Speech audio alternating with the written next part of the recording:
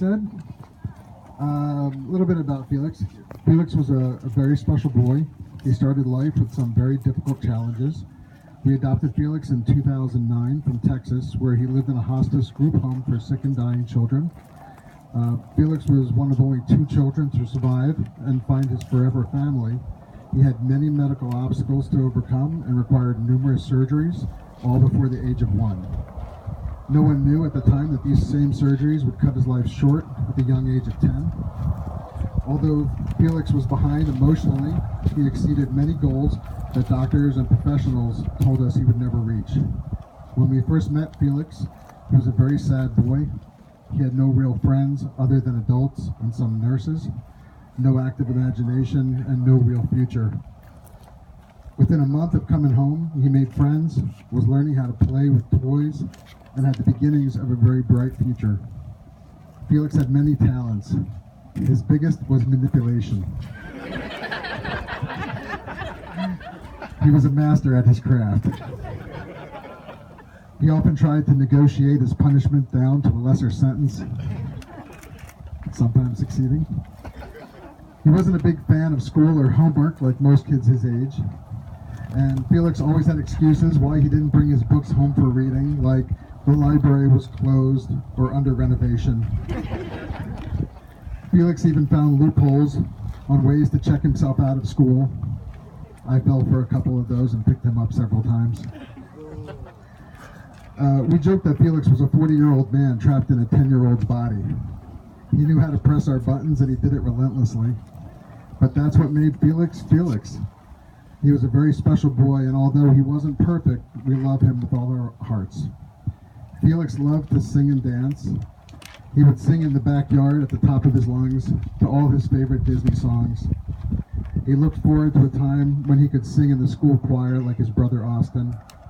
He also had a great sense of humor, and that's one of the things we love so much about him, was his ability to deliver a line so naturally without even cracking a smile. It's what made him so funny. Like, for instance, we had decided to send Felix to a Bible camp to help him learn empathy. So they required he had his own Bible. Michelle bought him a children's Bible, and he started carrying it everywhere he went. I said, "Felix, what's up with the Bible?" He looked at me and said, "Don't judge me, Dad. Don't judge me."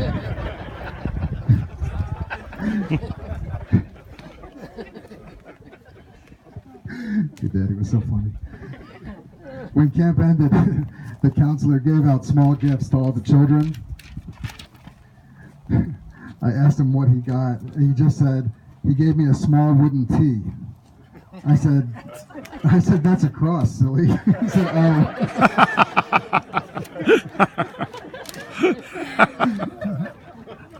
He accomplished a lot in the last year.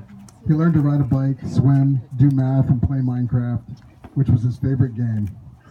Thursday nights were game night. We played video games, Uno, and he became a master at strategy. Last Christmas, as a family, we went to Disneyland, where he found his favorite ride on earth, the Tower of Terror. Terror. He would draw pictures of it and watch YouTube videos of it. Even made a mock ride in his room using his chair, stuffed animals in his closet. The one thing he wanted most was to be able to play the Disneyland server at Minecraft and ride all the rides. He did just that week. A week before he passed. Felix was a quirky, loving spirit. His smile was intoxicating, and he spread joy to all he met. He lacked, look at me, my phone's going off. There we go. What he lacked in stature, he made up for with a big personality.